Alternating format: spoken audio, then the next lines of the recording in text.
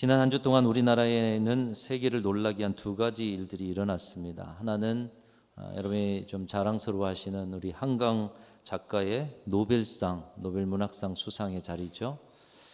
또 하나는 아직도 진행 중인 대통령과 관련된 일입니다. 하나는 문학으로 폭력적 세상을 드러내서 세상을 평화롭게 하고 세상을 아름답게 하는 일은 폭력이 아니라 세상에 심어야 하는 평화가 무엇인가를 가르쳐 주는 일이었습니다. 다른 하나는 자신이 생각하는 평화를 위해 공권력으로 폭력을 행사함으로써 한 나라를 불안하게 떨게 하고 온 세계를 깜짝 놀라게 하는 그런 일이었습니다.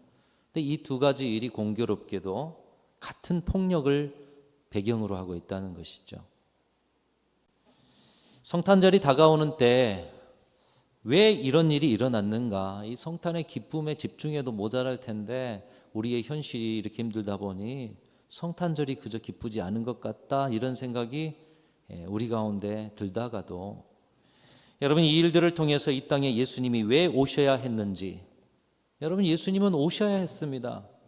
이 절망과 우울과 폭력과 그 아픔의 현장이 계속되기에 예수님은 이 땅에 오실 수밖에 없었다는 것입니다. 그런데 천지가 개벽하여 과학 문명이 발달하고 노벨상을 타고 세계를 주도하는 나라라는 위상이 있는 2024년 대한민국이 이런 일을 겪고 있습니다. 여러분, 흔히 하는 말 중에 기억되지 않는 역사는 반복된다는 말이 있어요. 역사를 통해 배우지 못하면 그 고통은 고스란히 반복된다는 것이죠. 우리 대한민국이 역사를 통해 배우지 못했다는 것입니다. 사랑하는 성도 여러분, 이 나라를 위한 기도를 멈추지 마시기를 바랍니다. 이 나라의 위정자들을 위한 기도를 멈추지 않으시는 우리 귀한 성도들이 다 되시기를 주님의 이름으로 축원합니다. 이 시대의 어둠의 책임이 누구에게 있습니까? 여러분, 한 사람에게 있습니까? 위정자들에게만 있습니까? 이 추위 속에서도 수많은 국민들이 나와서 함께 마음을 모았다고 하죠. 왜요? 책임이 우리에게 있다는 거예요. 여러분, 그러나 그런 모든 책임의 중심에는 이 땅에 소망을 심어야 하는 믿음의 사람들, 하나님이 왜 이 나라에 그렇게 많은 교회를 세워주셨습니까? 이 시대의 어두운 책임은 우리 믿음의 사람들의 책임인 줄로 믿습니다. 여러분, 책임지십시오. 이 나라를 책임지기 위해 그 책임의 무게만큼 기도하실 수 있는 우리 교회와 성도들이 되시기를 주님의 이름으로 축원합니다.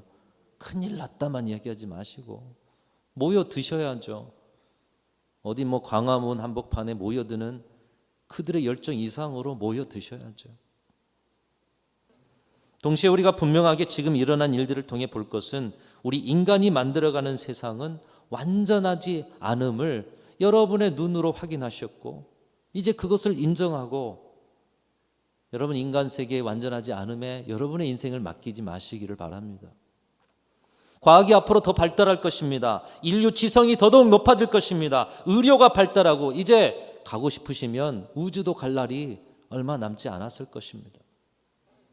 그러나 인간 안에 숨어있는 죄성과 탐욕과 야망은 세상을 상처와 위기와 절망과 죽음으로 몰고 감을 여러분, 2024년 대한민국이 똑똑히 보여주고 있는 것입니다. 그것을 기억하지 않는다면 죄성의 역사는 또다시 반복된다. 오늘의 시대가 우리에게 가르쳐주고 있어요.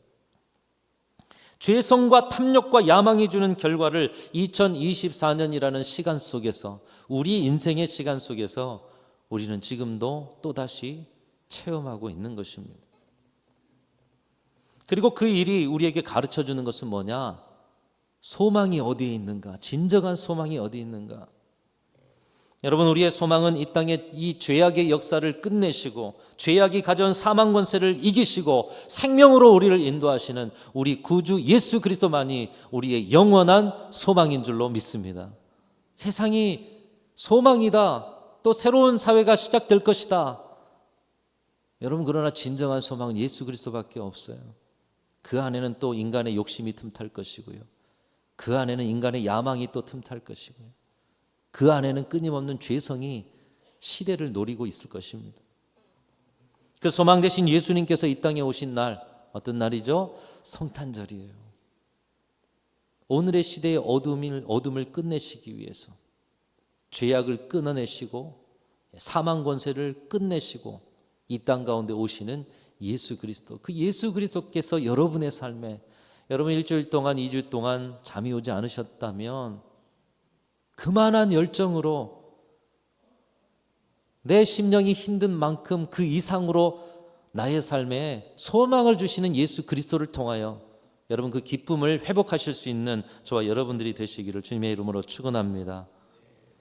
아직도 인간의 죄악으로 고통받는 자리, 그 소망이 없는 자리에 예수께서 가시면 그 자리가 소망의 자리가 됨을 기억하시고, 여러분 이번 대림절과 성탄절을 통해 주님이 오실 길이 되어드리는, 여러분 삶에 주님의 오실 길이 열려서 주님이 여러분의 삶에 그 우울과 잠이 오지 않는 그런 한 밤에도 찾아오셔서 세상을 아름답게 만드시는 놀라운 역사가 2024년 대림절 이 성탄절에 체험되고 경험되고 나누어지는 그런 은혜가 있으시기를 간절히 소망합니다.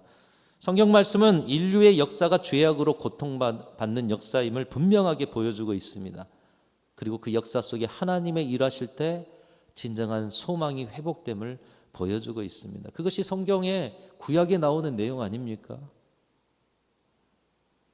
수천 년 전에도 인간의 역사는 죄악의 고통 가운데 있었고, 오늘의 우리의 시대도 이제 우리가 지금 경험한 바이고, 2000년 전 예수님께서 이 땅에 오시는 시절에도 인간의 역사는 끝없는 소망이 없는 그런 역사였습니다.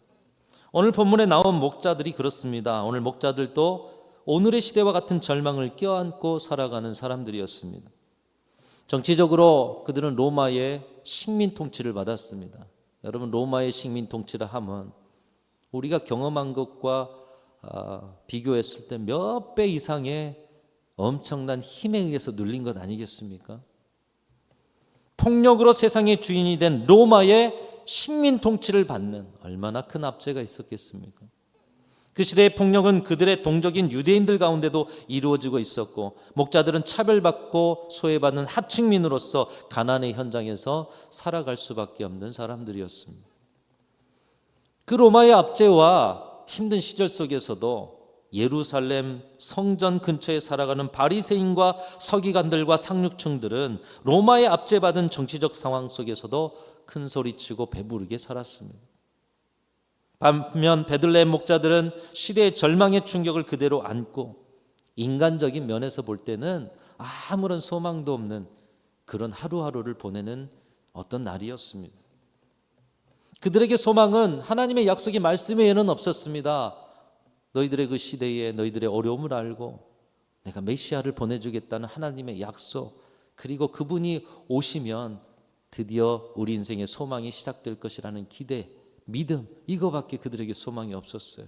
그런데 놀랍게도 어느 날 밤 하나님께서 천사들을 보내셔서 그들이 그토록 고대하였던 메시아가 이 땅에 탄생했다는 소식을 목자들에게 전해준 것입니다. 이 천사가 말하는 내용이 이렇습니다. 11절에 보면 오늘 다윗의 동네에 너희를 위하여 구주가 나셨으니 곧 그리스도 주시니라. 너희가 가서 강보에 쌓여 구유에 누워 있는 아기를 보리니 이것이 너희에게 표적이니라 하더라. 그 밤에 태어난 아기 중에 구세주가 메시아가 탄생할 텐데, 그가 메시아라는 그 증거가 뭐냐? 강보에 쌓여 있는데 말구유, 말밥통에 뉘어져 있을 것이다. 그 아기가 메시아다. 한편 생각하면 메시아가 태어난다는 말도 못 믿겠는데, 아니 어떻게 메시아가 저 왕궁에서 태어난 것도 아니고 엄청난 힘을 가진 성인도 아닌 아기로 태어나는데 그 아기가 말밥통에 누워 있다는 거예요. 그런 믿어지지 않은 일을 믿으라고 하라는 듯이 하늘에서 수많은 천사들이 찬양하는 모습을 이 목자들이 목격을 하게 되는 것이죠. 자, 그들의 찬송이 무엇인가? 우리의 찬송, 오늘의 이 어두운 우리 대한민국의 현실과 여러분의 삶 속에서도 우리가 하나님 앞에 올려드려야 할 찬송이 바로 이 찬송입니다. 같이 올려드립니다. 시작. 지극히 높은 곳에서는 하나님께 영광이요, 땅에서는 하나님이 기뻐하신 사람들 중에 평화로다 하니라. 그들은 이런 기적 같은 소식에 한 걸음 달려가서 다윗의 동네 베들레헴입니다. 이 베들레헴에 구유에 누인 아기를 보고 아기께 경배하고 천사들과 같이 찬송하고 소망 없는 세상에서 아기 예수님으로 소망을 회복했는 줄로 믿습니다. 사랑하는 성도 여러분, 소망 없는 이 땅의 소망의 시작이 어디로부터입니까? 평화의 시작이 어디로부터입니까? 찬양의 시작이, 찬양의 회복의 시작이 어디로부터입니까? 예수께서 오셔야 찬양이 시작되고 평화가 시작되고 소망이 시작되는 줄로 믿습니다. 우리 인간사의 노력으로 되는 것이 아니에요. 고관 대작의 안방에 누워있는 아기 예수가 아니라 평범한 가정집에 그래도 따뜻한 방이라도 누워있는 아기 예수가 아니라 말의 밥통인 구유의 누우심으로부터 예수님이 이 땅에 오시는 그 자리, 예수님으로 인하여서 소망과 찬양과 그리고 평화의 사역이 시작된다는 것입니다. 그 예수님께서는 목자들과 같이 이 시대의 절망을 안고 사는 저와 여러분, 이 시대의 대한민국, 말밥통과 같은 초라하고 극단적인 위기 속에 있는 그 자리에 찾아오셔서 사람으로는 행할 수 없는 그 소망과 평화를 주시는 분이신 줄로 믿습니다. 예수께서 오셔야 한다는 거예요. 예수께서 오셔야 평화가 시작된다는 거예요. 그 믿음을 가진 자들, 그 믿음을 가지고 예수가 오실 통로가 되고 예수님의 길이 되는 자들에게 진정한 평화를 주신다는 거예요. 여러분이 읽은 14절 말씀은 천사들의 찬송이면서 우리에게 주시는 약속의 말씀이에요. 지극히 높은 곳에서는 하나님께 영광이요 땅에서는 하나님이 기뻐하신 사람들 중에 평화로다. 이 땅의 평화가 우리의 애씀으로, 우리의 수고로 오는 것이 아니라 하나님이 기뻐하신 사람들, 하나님이 기뻐하시는 사람들에게 주시는 하나님의 선물이라고 말씀하고 있습니다. 우리의 도모, 우리의 애씀으로부터 이 시대에 평화가 오는 것이 아니라 우리가 하나님의 기쁨이 되는 사람들이 되면 시대가 어두워도 평화를 누릴 수 있는 그 하나님의 선물을 받게 된다는 것입니다. 사랑하는 성도 여러분, 세상의 절망을 그대로 여러분의 삶에 가지고 오셔서 함께 절망하지 마시기를 바랍니다. 지금의 대한민국의 상황이 어둡더라도 그 절망을 여러분에게 가져오셔서 여러분의 인생을 절망으로 만들지 마십시오. 여러분의 가슴과 영혼 안에는 예수 그리스도께서 계시는 줄로 믿습니다. 예수 그리스도가 계신 곳이 천국 아닙니까? 예수 그리스도가 계신 곳에 그 하나님의 영광이 임하는 것 아닙니까? 예수 그리스도께서 계시는 곳에 땅에서는 기뻐하심을 입은 사람들 중에 그 평화를 선물로 주시는 것 아니겠습니까? 그런데 왜 밖에 있는 세상의 절망을 가슴으로 담습니까? 오히려 여러분 안에 계신 예수님으로 그 소망으로 세상을 위로해야죠.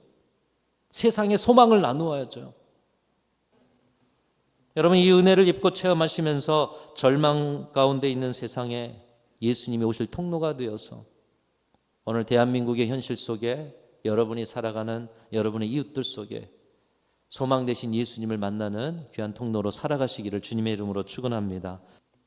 제가 오늘 본문의 목자들, 이 레갑 족속이 은혜를 입은 까닭, 여러분 그 까닭을 우리가 알면 오늘의 시대에도 우리의 인생에 2024년에 오시는 예수님을 가장 먼저 만나는 그런 은혜를 주실 것이라는 것이죠. 이 레갑 족속이 은혜를 입은 까닭이 무엇이냐? 이것은 예레미야 35장으로 가보면 됩니다.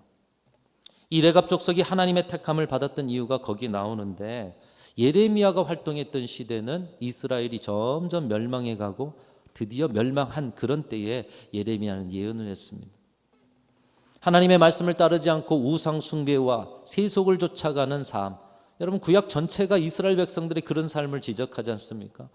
돌아오라 돌아오라, 내 백성아 내 소유로 살자, 나랑 사랑하며 살자. 계속해서 선지자들을 통해 외쳐도 그들은 돌아가지 않고 세상의 것들을 좋아하고 하나님을 멀리하고 불순종하고 우상 숭배에 젖어 있었습니다.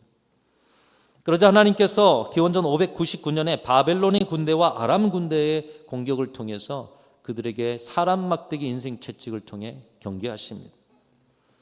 그리고 그 속에서 하나님이 위기 속에서 건져주시는데, 그런 하나님의 위기 속에서 건져주시는 은혜도 잊어버리고 회개치 않고 하나님을 멀리하고 그 죄악된 행실을 계속해서 해나가는 것이죠.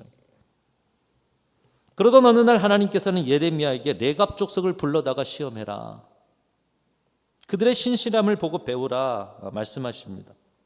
마침 예루살렘 성 밖에서 아까 말씀드렸던 유목 생활을 하고 있었던 그들이 바벨론과 아람의 공격에 이제 살기 위해서 예루살렘 성 안으로 들어와서 마침 기거하던 때 하나님이 아시고 레갑 족속을 불러다가 그들을 시험하여 봐라, 그리고 그들을 신앙의 교보제로 삼아라. 어느 날 예레미야가 하나님의 말씀대로 레갑 족속을 성전에 있는 방으로 불러놓고 그들에게 포도주를 마시도록 합니다. 그러나 레갑 족속은 포도주를 마시지 않으면서 그 이유를 말합니다. 조상 레갑의 아들 요나답이 우리에게 명령한 바 우리는 그때부터 대대손손 그 명령을 따르고 살아왔습니다. 여러분, 요나답의 명령이 예레미야 35장 6절 7절에 나오는데 우리 세 번역으로 같이 한번 읽어보겠습니다. 시작. 너희는 포도주를 마시지 말아라. 너희뿐만 아니라 너희 자손도 절대로 마셔서는 안 된다. 너희는 집도 짓지 말고 곡식에 씨도 뿌리지 말고 포도나무도 심지 말고 포도원도 소유하지 말아라. 너희는 언제까지나 장막 안에서만 살아라. 그래야 너희가 나그네로 사는 그 땅에서 오래오래 살 것이다. 여러분, 무슨 말입니까? 하지 말라는 것이 많죠. 왜 이런 것들을 하지 말라고 했는가? 이 요나답의 생애를 잠깐 살펴보면 나옵니다.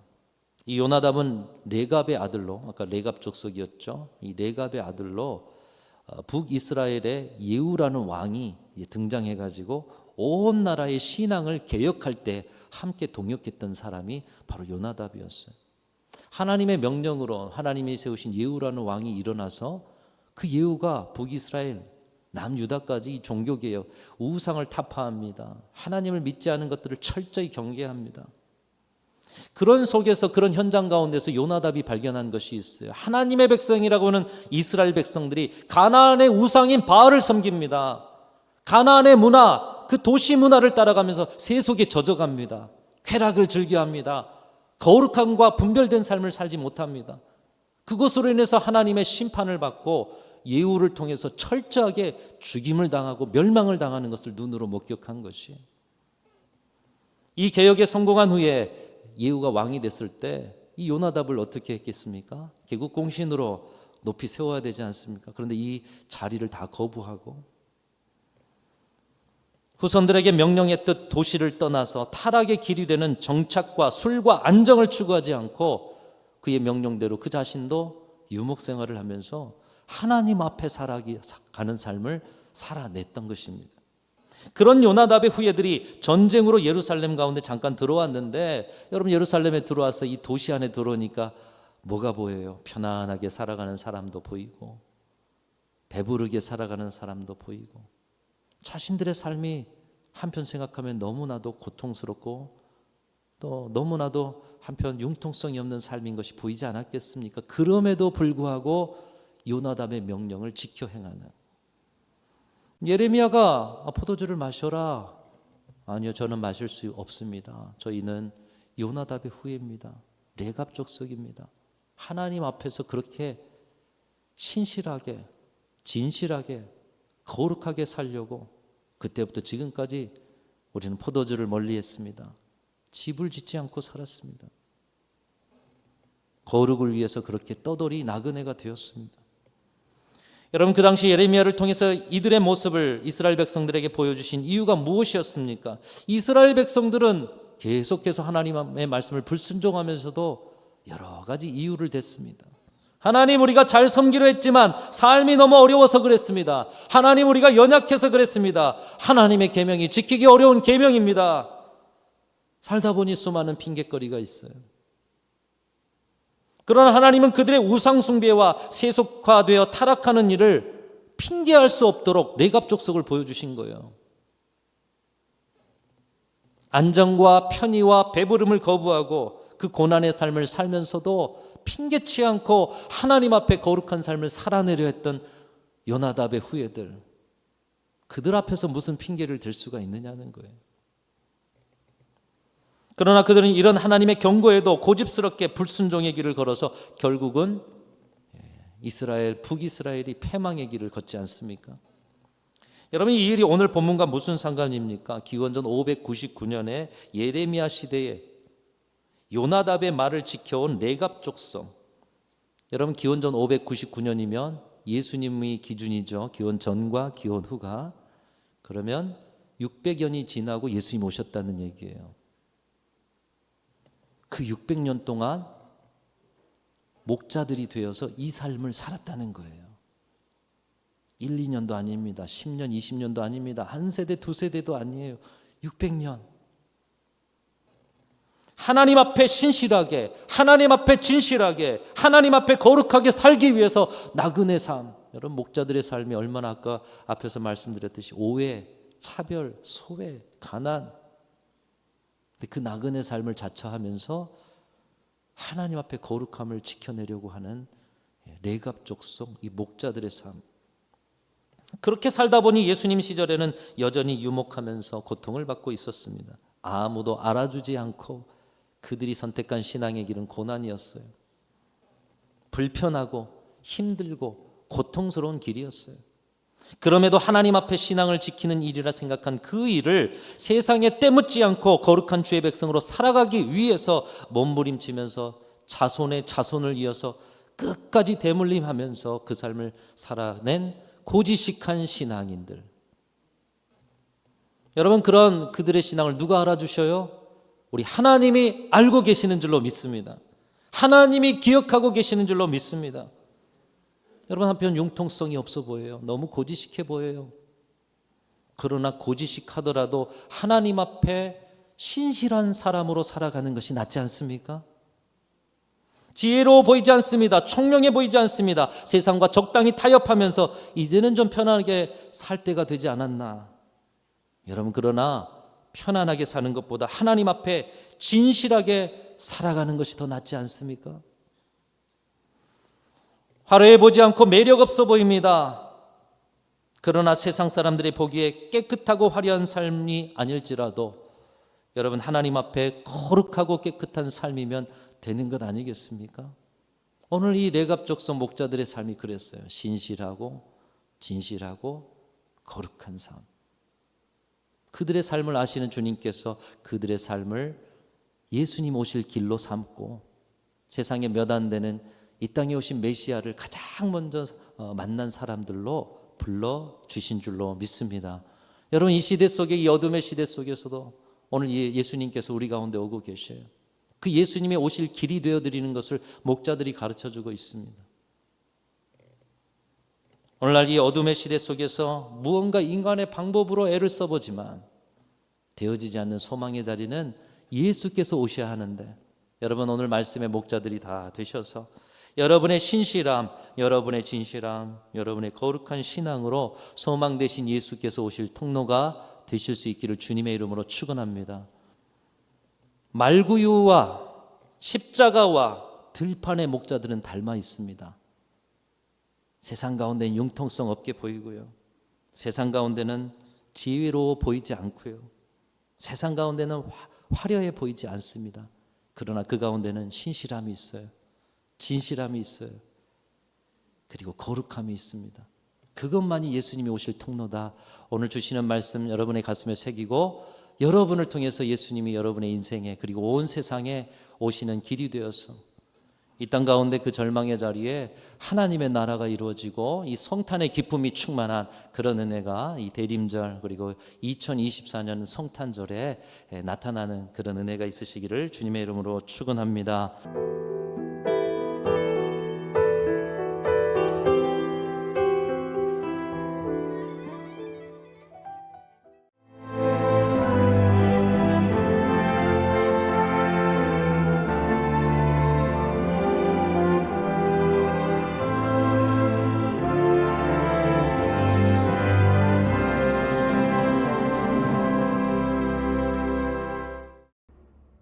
철에는 판타지가 있다.